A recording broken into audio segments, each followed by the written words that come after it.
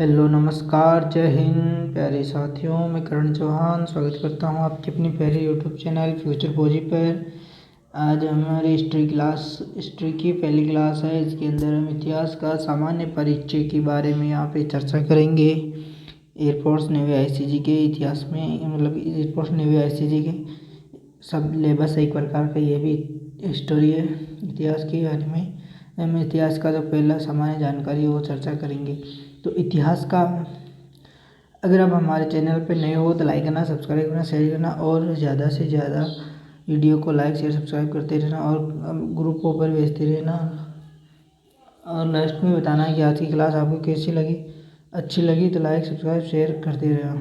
चलो हम स्टार्ट करते हैं आज की क्लास। तो इतिहास का मतलब होता है अतीत की जो घटनाएं होती है उसका क्रमबद्ध जो अध्ययन होता है इतिहास कहते हैं। अतीत जो हमारे पुरानी काल के अंदर जो घटनाएं हुई है उनका अध्ययन करना ही इतिहास कहलाता है।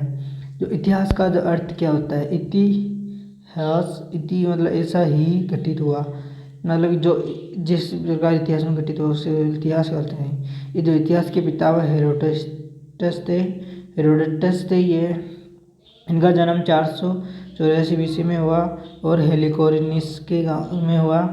हेरोडोटस का जन्म देख लिया आपने कहाँ हुआ। जन्म जो फारस के नागरिक के रूप में हुआ था।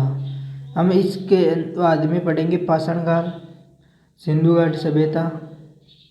हम इसके बाद में पढ़ेंगे पाषाण काल, सिंधु घाटी सभ्यता, वैदिक सभ्यता, महाजनपद, धर्म सुधार आंदोलन जैसे बौद्ध जैन और बौद्ध धर्म, मगध साम्राज्य का उत्कर्ष। ये आपको ट्रिक बताता हूँ कि ये कुगुप्पू एक प्रकार की कुषाण वंश, गुप्त वंश, पुष्यवती और ये एक प्रकार की ट्रिक देख लो हसीन मासुकांद्री, यानी कि इसमें हरेक वंश के बारे में चर्चा करेंगे। शिशु नाग वंश के बारे में, नंद वंश के बारे में, मौर्य वंश के बारे में, शुंग वंश के बारे में, कण्व वंश के बारे में और आंध्र सातवाहन वंश के बारे में। इस क्लास के बाद में अब आने वाली जो क्लासें हैं वो इतिहास की ही रहेगी, जो हम यहाँ पे आगे रिकॉर्डेड चालू करते रहेंगे। अगर आप हमारे इस चैनल पर 50 सब्सक्राइबर जैसे लाइक करा देते हो तो फिर बाद के अंदर इसमें हम लाइव क्लास लेना स्टार्ट कर देंगे। जो फिजिक्स और मैथ की जो एयरफोर्स ग्रुप के लिए बहुत ज़्यादा इम्पोर्टेंट है। तो चलो आज की क्लास स्टार्ट करते हैं। पुरातात्विक मतलब साक्ष्य हैं, जो पुरातात्विक 3 प्रकार के साक्ष्य हैं। कौन कौन से? पुरातात्विक साक्ष्य, साहित्यिक साक्ष्य और विदेशी विवरण। इसके पुरातात्विक साक्ष्य के अंदर हमें क्या क्या देखेंगे कि मुद्राएं, शिलालेख, स्तंभलेख, गुहालेख ये पुरातात्विक साक्ष्य के अंदर आते हैं। जबकि साहित्य साक्ष्य के अंदर जो धार्मिक और धर्मतत्व साहित्यिक है जैसे रामायण, महाभारत, कुरान, बाइबल ये सभी साहित्य साक्ष्य में आते हैं। ये धार्मिक साहित्य है। और इसी प्रकार धर्मतर, अर्थशास्त्र, राष्ट्रंगिणी के आते हैं, अर्थशास्त्र और राष्ट्रंगिणी। इसी प्रकार जो विदेशी विवरण है जैसे काना कोको की मेगास्थनीज इंडिका ये विदेशी विवरण है। अब हम देखते हैं कि जो इतिहास का जो विभाजन है वो 3 भागों में हुआ। प्रायोगिक इतिहास काल में हुआ, औद्योगिक इतिहास काल में था और ऐतिहासिक काल। इन 3 कालों के अंदर इनका क्या हुआ, इतिहास का विभाजन हुआ। इन्हीं कालों में औजारों की क्या हुई, बनावट हुई। जो प्रागैतिक ऐतिहासिक काल के अंदर क्या हुआ, लिखित साक्ष्य नहीं थे। इसके अंदर पहले लिखित साक्ष्य नहीं मिले, यानी कि प्रागैतिक इतिहास काल के अंदर कोई लिखता पढ़ता नहीं था, इसलिए वहाँ पे लिखित साक्ष्य नहीं मिले। और उद्घटित करने का श्रेय डॉक्टर प्राइमरोज, यानी कि प्रागैतिहासिक काल का बारे के अंदर जिस व्यक्ति ने पहला व्यक्ति है डॉक्टर प्राइमरोज, इसने बताया कि प्रागैतिहासिक काल के बारे में। फिर 1842 में कर्नाटक रायपुर लिंग सुगर गांव से सर्वप्रथम औजारों के साक्ष्य मिले। औजारों के जो साक्ष्य मिले वो सर्वप्रथम ऐतिहासिक काल में कहाँ से मिले, तो कर्नाटक रायपुर के लिंगपुर गांव से मिले।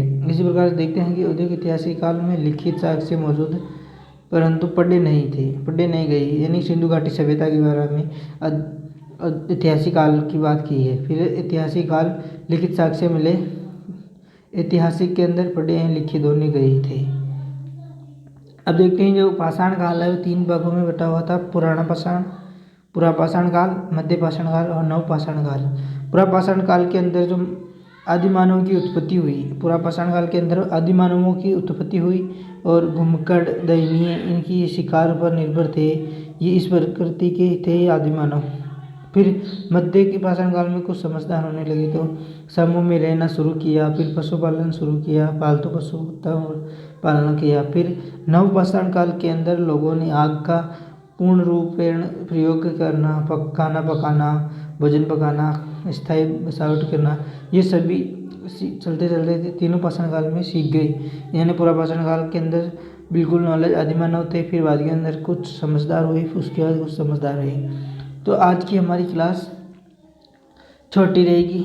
हमने आज के लिए यहाँ तक ही वीडियो बनाई है और आप कमेंट बॉक्स में बताना कि ये वीडियो कैसे लगा। अच्छा लगा लाइक करना, सब्सक्राइब करना, शेयर करना, ज़्यादा से ज़्यादा अपने दोस्तों को देना और कमेंट बॉक्स में बताना कि ये कैसी लगी क्लास। Thank you. जय हिंद, जय भारत। अगर आपको लगे कि ज़्यादा स्पीड में तो मैं स्लो भी पढ़ा सकता हूँ, अपनी स्पीड को मैं धीरे कर लूँगा। हम चलते हैं। जय हिंद, जय भारत।